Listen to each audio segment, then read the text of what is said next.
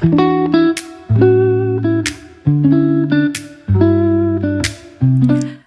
everybody, welcome back to another video. My name is Kat, known as phamerina.planning here on YouTube and on Instagram, and today's video is a plan with me for the week of August 11th through August 17th using this kit from Dash of Sun called Summer Sunset, foiled in gold. It's actually a reformat of an older kit. I believe it was also called Summer Sunset. Um, and I, I recall during the group chat, this was in preparation for a sale, and Chelsea had already started designing for fall. But she was like, "Well, it's kind of early for fall." I feel like we were in that in kit release land, in that weird transition time where it's like the end of summer, but we weren't quite having fall weather yet, or like we knew that was what was going to happen, because sticker kits release like what, like a month, 2 months ahead of time. So we're already starting to see Christmas kits. Yeah, it's like 2 months ahead of time about. Um, so she was looking for one more summer kit to end summer with, and you know sunsets in August go hand in hand for me. I don't know, it's something about like the sunset signaling the end of summer, and August to me is the end of summer. I like to start fall in September. Um, so it just felt very appropriate, and I knew that I wanted to use this kit because it's purple and orange. It's like my favorite color palette. My favorite color is purple, but something about pairing it with orange just makes it beautiful. I don't know. And like I wouldn't say sunset is my favorite time of day, because that's when the bugs start to come out. Well, not start to come out, but if you're outside, they start to like, hover around. So I don't really like being outside during the sunset necessarily, but I love the colors that the sky turns. So moving on, this was, so since it was during a sale, um, I did go a little crazy. I think I bought basically everything. I think the only thing I didn't grab was the functional add-on and the regular page floral, since I don't usually get those anymore. Um, and in a sense, I was a little overwhelmed with the amount of things. Right? Sometimes this is a situation where too much choice can lead to decision, what is it called, decision exhaustion or something like that, a decision fatigue. Um, and I was kind of having that, um, when I was laying down most of the base. I was like, ugh, I don't know what I'm going to do. I have no idea. I haven't really thought about it. um, the only thing I really did know was that I wanted to use this, the crashing waves washi. I just didn't know if I wanted to use it in the top or the bottom. And um as we see, I ultimately went with, in the top as a kind of background for my date cover area. Um then I ran into how I'm going to do the date cover or my month call out. Um and I think for this spread specifically, I really stuck to a lot of what was available from this collection. Um, I feel like I've been going through a period recently, where if I have a lot of stuff for a spread, I really don't go digging for things. Um, so for this collection, I feel like I really kind of stuck to everything from Dash of Sun for for this spread, because there's just a lot. For my bridge, which I'm working on,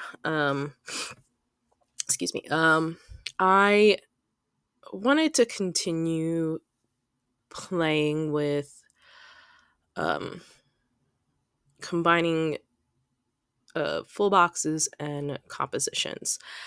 Um, I I love, so here, let me back this up.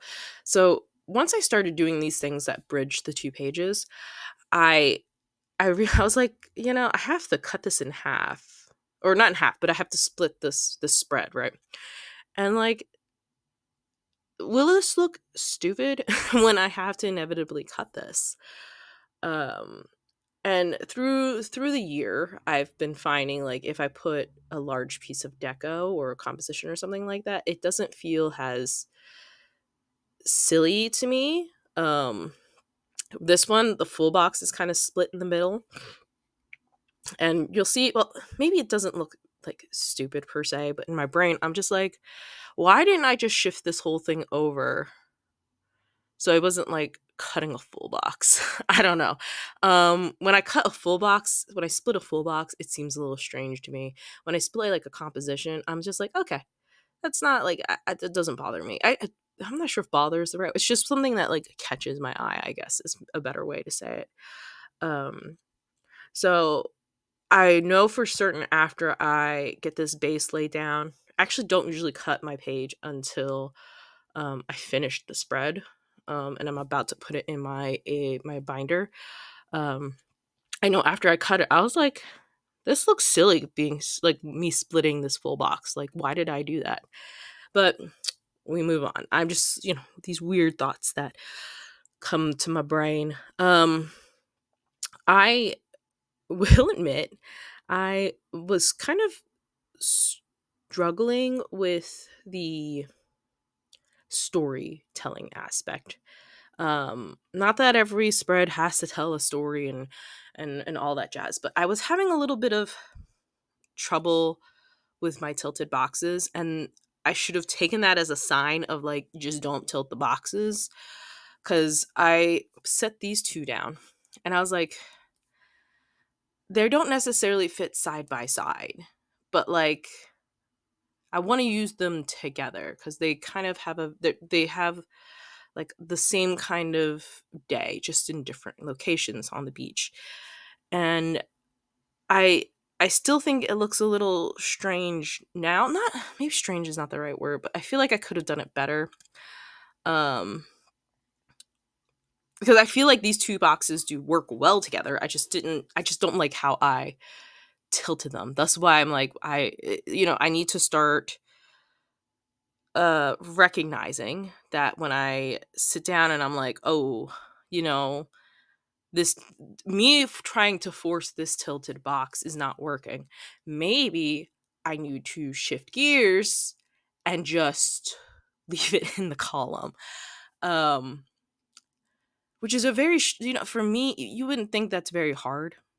Like for me looking back at it, I'm like, why didn't I just do that? Like, why didn't you just do that, Cat? Um but it's, to me, the boxes in the column is what I do when I um how do I want to say this?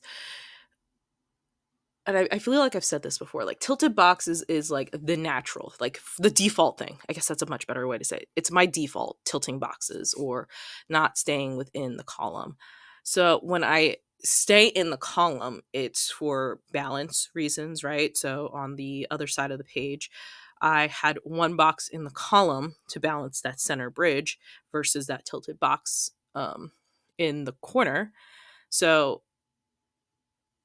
for me, for me, I recognize a in the column full box has a balance, or as a has something I do for an entire spread when I need a kind of mental reset.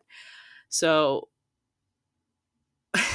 has I'm sure we've been learning, I guess maybe is the word I want to use, or coming to terms with, or realizing in our own individual planner journeys, um there's always room for evolution, for what's the word I want to use, for tweaking your process or tweaking your mindset. um and sometimes the hardest part is just recognizing that. um I'm about to go off on a tangent here. Like, I've had conversations with people, planner people specifically recently, about like how they want, like how their planner system right now is not working for them. um and how they want to change it, or they don't know how to change it. Like they're not sure what will work for them, because like for me, like bullet journaling has worked for me for so long, and I'm not there yet, but I feel like I'm going to, well, no, I know I will. I know I will hit a point again where I will not have the time or the mental capacity to create everything, right? To set up a monthly and then set up my weeklies. Um During my last postpartum period, I just didn't have a planner, which I mean, my life was just taking care of myself, my kid, um, pumping, breastfeeding, cleaning the bottles, like just it was literally just taking care of the kid, right? So, um, where I was going with that is sometimes it takes a while to recognize uh that something needs to change, and then the harder part is recognizing what that change is. So all of that to say is, now that I'm looking at myself doing this spread, I didn't realize it until like just now, is that it looks like I did think about that, because this set of tilted boxes is the only set of tilted boxes. All of these other boxes are in the column. Interesting. So look at me learning things, even though I didn't do this spread too long ago, but it is has been some time since I did it. But yeah, sorry, I not sorry. I need to. It's a thing. Like I don't. I was just talking to like Christine about this. Well, not just, but a while ago. I was like, you don't need to apologize. We're all humans. We have life. Our brains are not like A to B to C. Our brains could go A to C to F to G to K to back to C, right? So, yeah, I mean, I I usually go on these weird diatribes, and I usually am late for the day by day. Actually, I haven't even opened my notes up to where I'm supposed to be, so hold on while I chat to give myself some time to find the right place in the notes. Okay, here we go, on to the day by day. So we're starting off. Oh man, I forgot about this time. So there's a process we do at work. It's for TFF. We install the TFF. And it's normally a very easy procedure. You go in, you just follow the instructions, and it should work. This day it just doesn't work. Something with the pressure gauges, I believe. I'm not sure if we fully resolved it, but we resolved it enough to get through the rest of the day. So that's what that went sideways script is. That's a custom from Paper Trail Plans. I'm not sure if I know they did one in 2025. I feel like it might be a yearly occurrence, rather than, I know it used to be like quarterly or something. I wasn't around for that.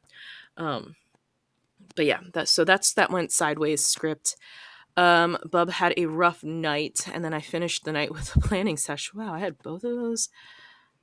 I must have been relieved. My husband must have switched out with me so that I could just like decompress for the night. On Tuesday, I had dumplings for lunch. I don't really remember this. I remember bits and pieces. I had dumplings for lunch. Then I spent some time in my bullet journal, and then my husband.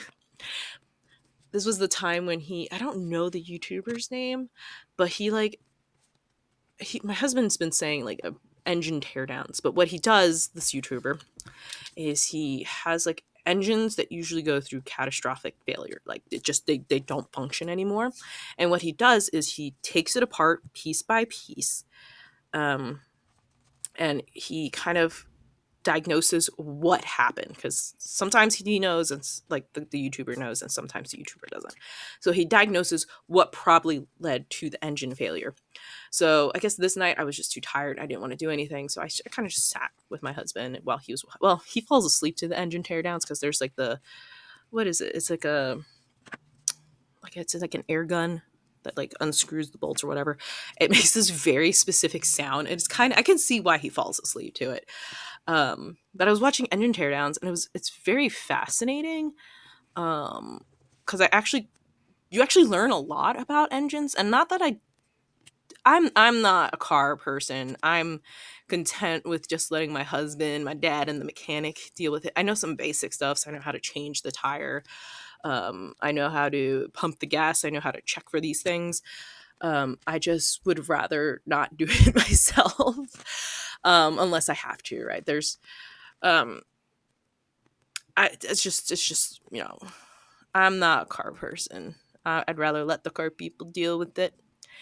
I'd rather pay somebody to deal with it rather than deal with it myself. So, and I don't think there's anything wrong with that, as long as you know how to do the basics or contact somebody to help you do the basics. So, I watched Engine Teardowns with my husband that night. Wednesday, August 13th. I have what a weird work day, but I don't really remember right now what that is. Um, Maybe my actual bullet journal says. We had some thunderstorms that night, and I got some Happy Mail from Hattie Rose Designs. And also, I have noted in my notes is the TS12 album announcement, um, which I love the rollout. I love the promo art, um, but I don't love the album. So, because the album, and I'm going to talk about this now because the album came out on October 3rd, which is my wedding anniversary. So I'm not spending time on my wedding anniversary to talk about it. But yeah, I just expected more. It's fine. It's fine if you like the album. I just don't love it. I don't necessarily think it's her worst album. Um, I just don't think it's good. That's my rundown of the life of a showgirl. That's my opinions. We got some catchy parts of songs. Um, but yeah, not sorry, but like if you really love the album, good for you. I don't know. I just was expecting more. That's all. I was expecting more, and I was expecting it to be close, like for it to feel more like the rollout of the album. And don't argue with me about showgirl versus it's we move on. We don't need to worry about it. So moving on, this Thursday, the 14th was a Dunkin' run. I was so physically exhausted that day. And then oh my goodness, I have funny kid quote, but I don't have what it was. Okay, hold on. So maybe it wasn't like super funny, but I mean, I thought it was funny at the time. So, Bub had gone to his DT Sandy's house, and he came home, and I think we were talking about bath time or something. We're getting ready to go to bed, and he said, I don't need to go to sleep because I already went to sleep at DT Sandy's house, so I don't need to go to sleep at this house or something along. I don't need to sleep at this house, quote unquote. And I'm just like, how are you so cognizant of like the fact that you already went to sleep? And I know you want to stay up to play, but you're a toddler, you need to sleep. I'm just like, how are like how are you making all of these connections? Is this normal for like a 2.8-year-old or something like that? You know what I mean? Like I don't, first kid, I was young when most of my siblings were this young, so I don't really remember this time and how articulate if my siblings were articulate. I don't remember. I really don't. So I was like, how are you here arguing with me about the fact that you need to go to sleep? This child. um, so that was the funny kid quote. I'll make sure I write that in. I had to grab my daily journal for that. Friday, it was paperwork day. I did some sticker shopping because new release Friday, and then we had Five Guys for dinner. On Saturday the 16th, we had breakfast out, and then we went to go visit Longwood because we didn't want to do it on my husband's birthday because of what happened last year on my husband's birthday. So we went a week early to circumvent that. And then on Sunday, I made breakfast, eggs and hash browns. We did a Target run. I napped with Bub, and then I played in my Bujo. So that is the spread. That is the voiceover, which is, I don't know, I feel like we went in a million different directions, but that's just the nature of it right now, I guess. And that is the video. I hope you enjoyed it. If you did, I would love it if you gave the video a little like. Leave a comment with any of your thoughts below. Um, and I hope to see you in the next one. Bye.